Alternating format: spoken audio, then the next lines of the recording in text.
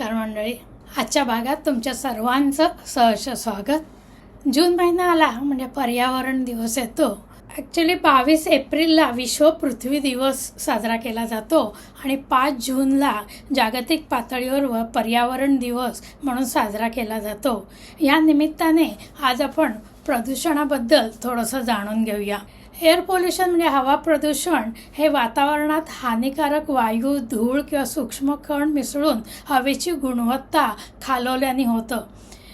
जलप्रदूषण म्हणजेच water pollution जे आहे ते नैसर्गिक जलस्रोतांमध्ये म्हणजेच नद्या, तलाव, समुद्र, भूजल वगैरे जे आहे यामध्ये जर हानिकारक पदार्थ मिसळले तर त्यामुळे पाण्याची गुणवत्ता खराब होते आणि त्याने जलप्रदूषण होतं. प्रामुख्याने औद्योगिक सांडपाणी, घरगुती कचरा, शेतीतली रसायनं आणि प्लास्टिक याच्यामुळे पाणी हे खराब होतं आणि मग पाणी हे पिण्यासाठी सुरक्षित राहत नाही. ध्वनी प्रदूषण म्हणजे नॉईज पोल्युशन जे आहे ते माणसांना आणि प्राण्यांच्या आरोग्याला त्रासदायक नक्कीच ठरतं. तेव्हा ध्वनी प्रदूषण म्हणजे 85 ते 90 डेसिबलच्या वरती जो आवाज होतो तो माणसांना किंवा प्राण्यांना हानिकारक असतो. सॉईल पोल्युशन म्हणजे भूमी किंवा जमीन प्रदूषण हे माणसाने जमिनीच्या नैसर्गिक गुणवत्तेत केलेली ही ह्रासकारक जी घट आहे त्यामुळे होते. औद्योगिक कचरा, रासायनिक खतं, प्लास्टिक किंवा टाकाऊ पदार्थ यामुळे माती दूषित होतं आणि त्यामुळे शेती आणि आरोग्य यावर गंभीर परिणाम होतात. हे रोखण्यासाठी कचरा व्यवस्थापन आणि सेंद्रिय शेती ही महत्त्वाची ठरते. अशा विविध प्रकारच्या प्रदूषणांमुळे आपल्याला त्रास होतो. निसर्गाची हानी तर नक्कीच होते, हवामान बिघडतं, आपलं आरोग्यसुद्धा धोक्यात येतं. हे टाळण्यासाठी आपण प्रत्येकाने प्रयत्न करायला हवेत. आपण यासाठी 30 दिवसाचा ग्रीन चार्ट किंवा आपण एक चॅलेंज म्हणूया किंवा संकल्प असं म्हणूया तो करूया का? प्रत्येकाने स्वतःशी ठरवून पुढील 30 दिवस रोज एक गोष्ट करायची.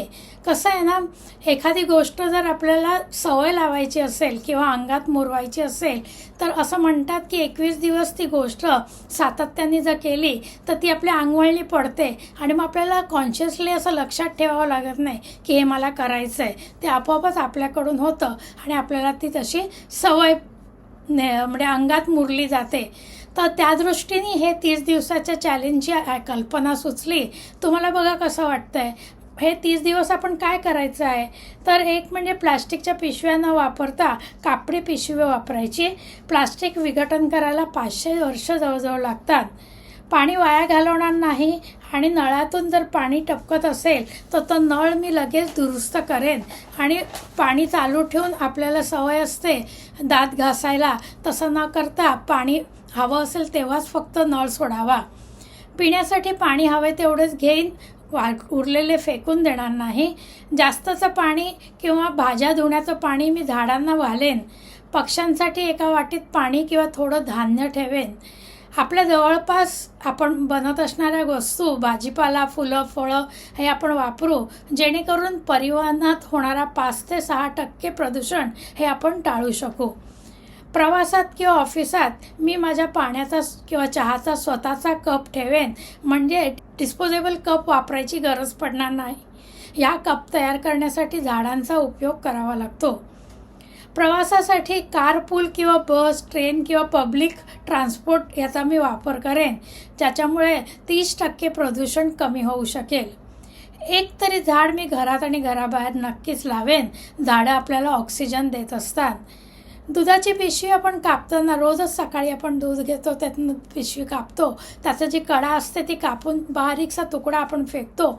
तसं न करता ती कडा किंवा तो तुकडा पिशवी सकटच ठेवेन आणि दूध ओतेन जेणेकरून ते छोटे छोटे तुकडे कचऱ्यात जाणार नाहीत, सुटे होऊन जाणार नाहीत, ते त्या पिशवी सकट जातील.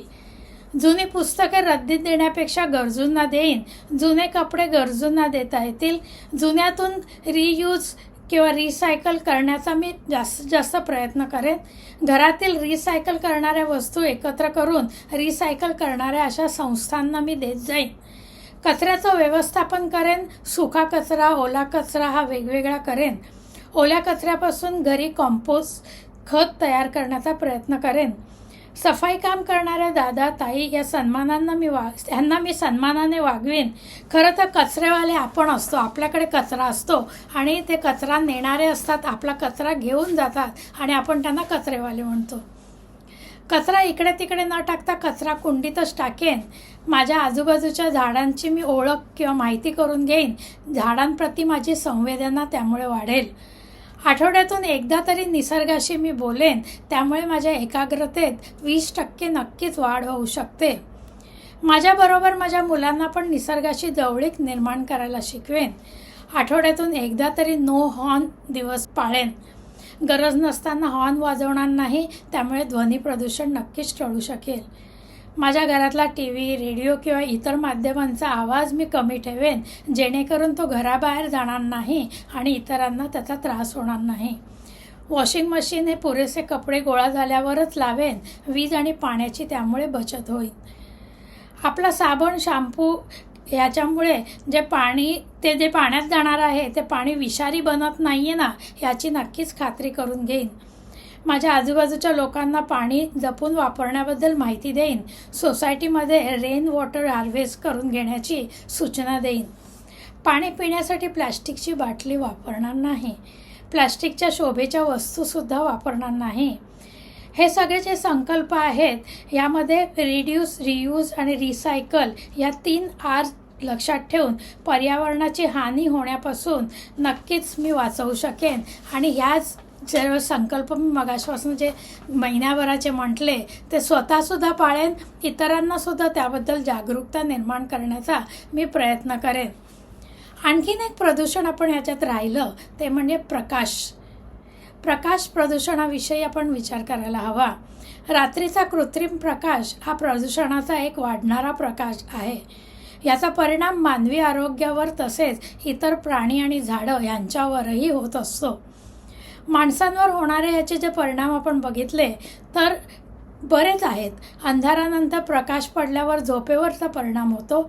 आपली झोप आणि जागणं हे चक्र जे आहे त्यात यामुळे व्यत्यय येतो. या प्रकाशामुळे काही दीर्घकालीन आजारही उद्भवतात. प्राणीमात्रांवर रात्रीच्या उजेडामुळे त्यांच्या प्रजननात अडथळा निर्माण होतो, जेणेकरून प्राण्यांच्या काही जातीसुद्धा नष्ट होताना आपल्याला दिसत आहेत. प्राण्यांचे जीवनचक्रसुद्धा रात्रीच्या उजेडामुळे बिघडते. झाडे तर रात्रीच्या प्रकाशामुळे गोंधळातच पडतात. खरं तर दिवसा उजेडात झाडे अन्न तयार करतात. त्यांच्या प्रकाश संश्लेषणाच्या प्रक्रियेत रात्रीच्या प्रकाशामुळे अडथळा निर्माण होतो. परागीकरणावरही त्याचा परिणाम होतो. कीटकांच्या नैसर्गिक जीवनचक्रावर कृत्रिम प्रकाशाचा परिणाम होताना दिसतो. कीटक प्रकाशाकडे आकर्षित होतात, त्यामुळे नैसर्गिक दिशादर्शन प्रणालीमध्ये त्यांना व्यत्यय येतो. रात्री जर आपण लाईट लावले तर कीटक त्या लाईटाभोवती गोळा होतात आणि मग त्या उष्णतेमुळे कधीकधी ते मरतात.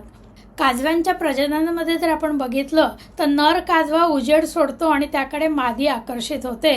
तर कृत्रिम प्रखर जर आपण लावलेला असेल तर त्या उजेडात नर काजव्याचा प्रकाश हा मादीला दिसत नाही, त्यामुळे प्रजनन प्रक्रियासुद्धा थांबते.